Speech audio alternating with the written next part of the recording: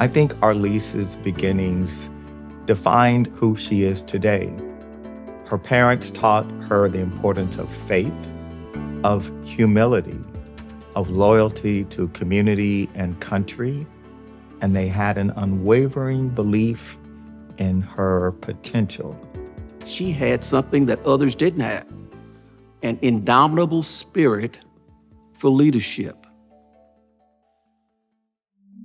There's an old saying that pioneers get arrows and settlers get land.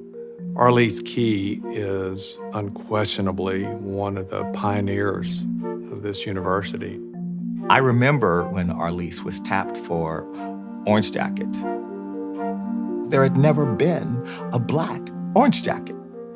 The Orange Jackets is one of those really special, distinctive service organizations on our campus and has a distinguished history, over 100 years old, and it's a big deal to get selected to be part of it. There was a sense that the university was changing, and Arleas was on the vanguard of that change. She started where leaders always start, in Washington, D.C. The FDIC was in the headlines. Savings and loans began to fail all across the country. Arleas wanted to go where the action was. She applied for a legal position at the FDIC.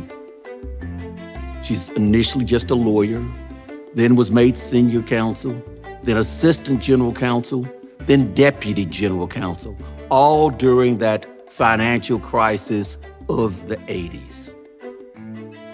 She was recruited as part of the very first group to go after the money that the wrongdoers, these savings and loan criminals, had absconded with.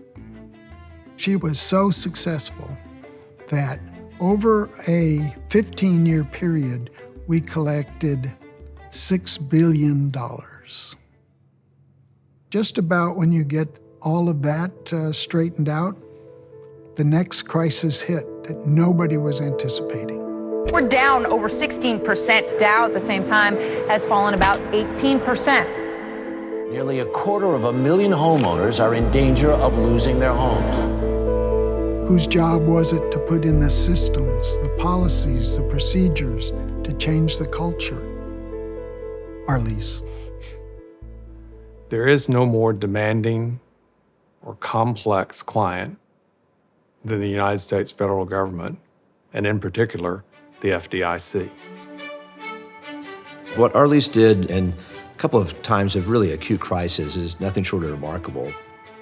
To take a big organization like that and try to navigate at a time when things are moving rapidly and feel fraught with peril really speaks to her skills, talent, and impact.